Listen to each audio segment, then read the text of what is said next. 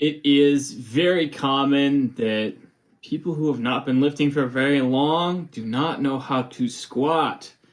And in particular, they may have a lot of issues with the form. So I wanted to cover some of the quickest, simplest, easiest, magical hacks that you can do that are going to make your squat a lot better, a lot quicker. I'm also going to talk about some of the slower, longer term things you can be doing if perhaps you are somebody who already has a decent squat and these basic pieces, these basic tips don't apply to you as much. So the first one is instability. Now, it is normal to have a decent amount of instability, wobbliness, wiggliness when you are learning a new movement. That's partly just because your brain is learning to coordinate all the muscle that you're using, especially if it's a very new exercise or you're putting it under a lot of stress that it's not used to. And so, there's just a little bit of wobbliness, wiggliness, instability to be expected. At the same time, the single biggest problem that I see a lot of folks doing is they go into the gym and they go and squat in their tennis shoes. They go and squat in their running shoes. This is a terrible idea, and this is going to cause a lot of instability. The reason for this is quite simply that, basically, you want very different things out of a shoe when you are squatting versus when you are going for a run. So when you're going for a run, typically you want a lot of padding, you want squishiness, you want stuff where, you're slamming your feet against the pavement all day and it's absorbing, cushioning some of that blow. Conversely, what you want in a squat is you want a very thin, very solid shoe that gives you a really stable base of support to push from, as opposed to, this wiggly wobbly, pillow sort of thing going on. And so when it comes to squatting, in particular, you're going to want like a really flat shoe, like a Converse, really thin shoe. Obviously, also there are squat shoes, and we'll talk a little bit more about squat shoes in a minute. Squat shoes are also an excellent option. And of course, if you don't have any shoes at all, you can probably just go squat in your socks. That's also fine. Obviously, maybe your gym is going to look down on, you taking your shoes off and squatting in your socks or whatever. So, maybe ask.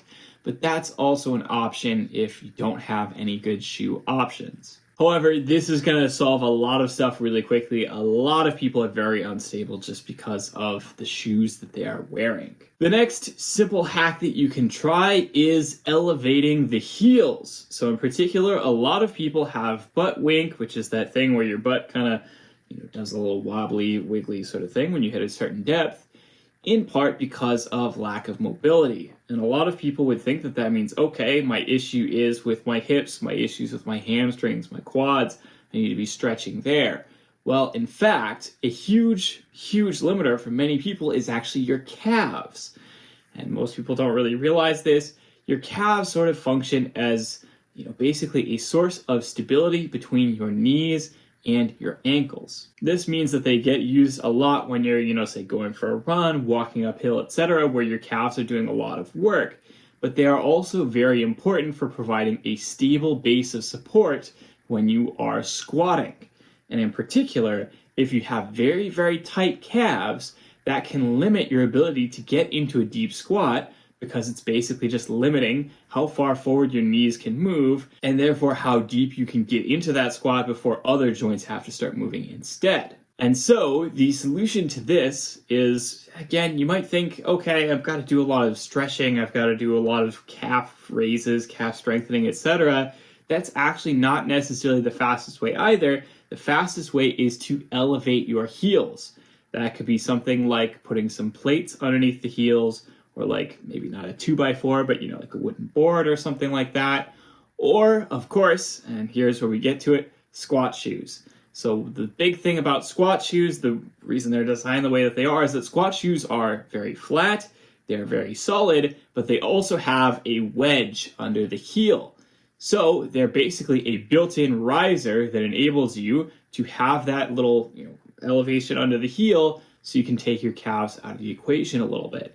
How does that take the calves out of the equation? Well, basically what it's doing is that it is putting you in a further forward sort of position by default, which means that, again, your knees are already moving a little bit further forward. So again, you're just taking the calves out of the equation a little bit. So essentially, the higher you elevate the heel during a squat, the deeper you're able to get into a squat, simply because you're taking the calves out of the equation more. Now, obviously, there are limits to this. Obviously, you don't want to necessarily go around squatting in high heels. That's not going to be, great for anybody. But you can experiment with raising the heels a little bit, again, with squat shoes, plate under the heel, board under the heel, something like that. And you'll often find that you can get into much deeper squats than you could otherwise. And this also gives you good understanding of what the issue is. The issue is your calves in this situation, so you can target that in the future. Now, another really magic one that I think a lot of people don't know about is your core. Very often, a huge part of the reason that you can't get super deep into a squat is basically that your core is limiting you.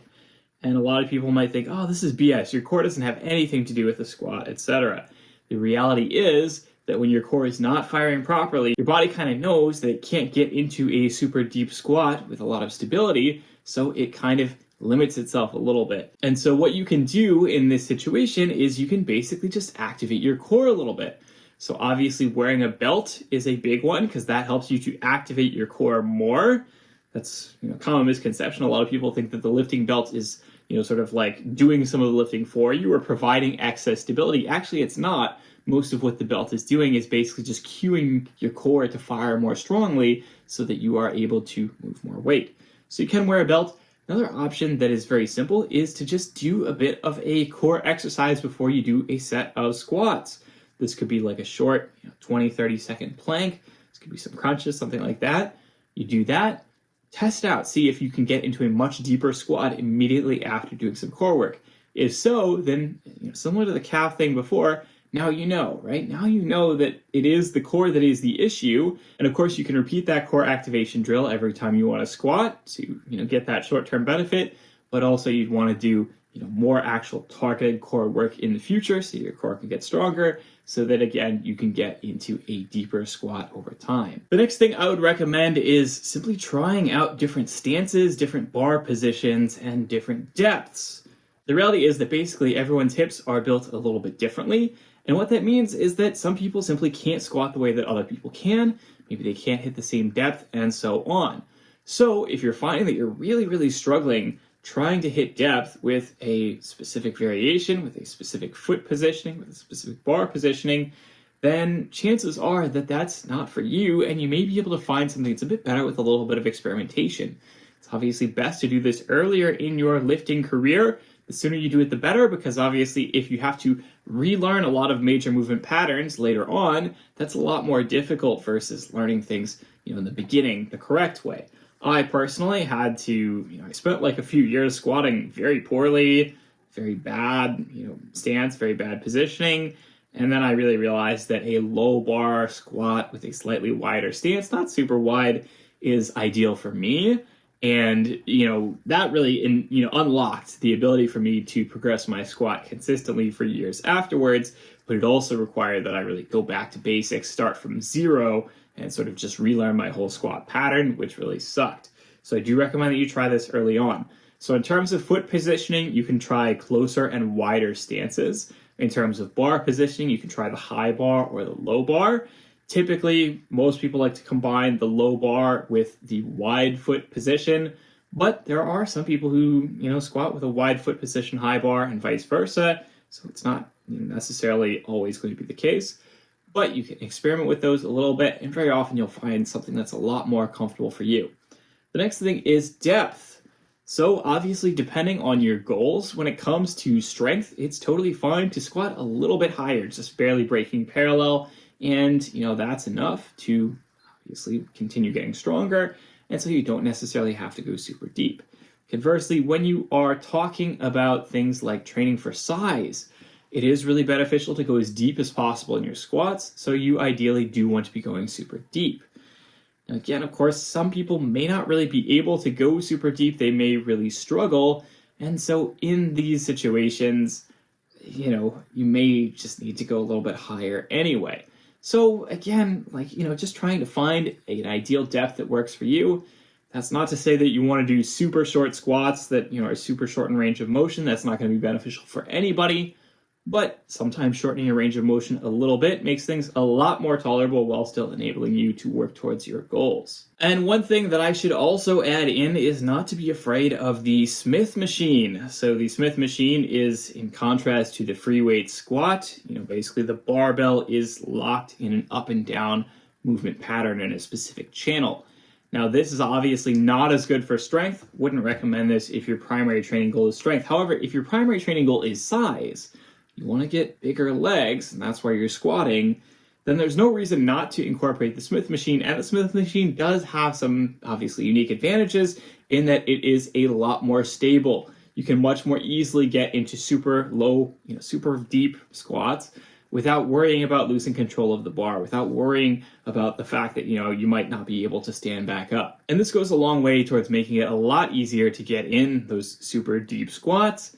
And again, form doesn't necessarily have to be perfect. Maybe you got a little bit of butt wink, maybe you got a bit of instability, etc.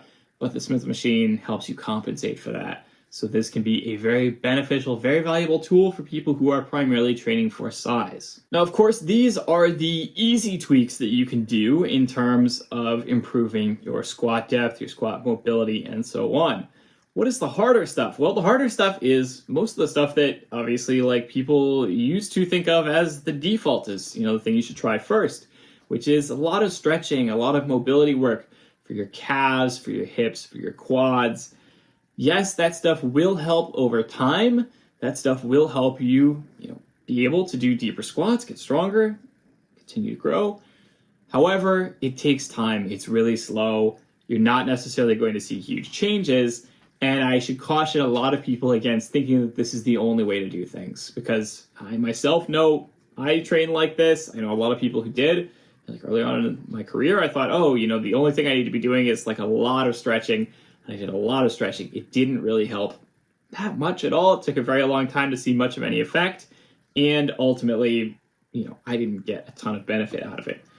Realistically, also, something that can help a ton is just doing super long pause squats. Super long pause squats are super beneficial in terms of just helping you get comfortable, helping you get stable in a very low squat, without necessarily doing a ton of stretching.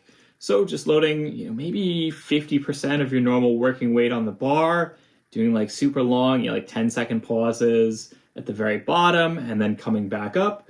Obviously, maybe do this in a Smith machine or a squat rack with the spotter arms right there, so you make sure that you're at no risk of hurting yourself, getting trapped into the bar.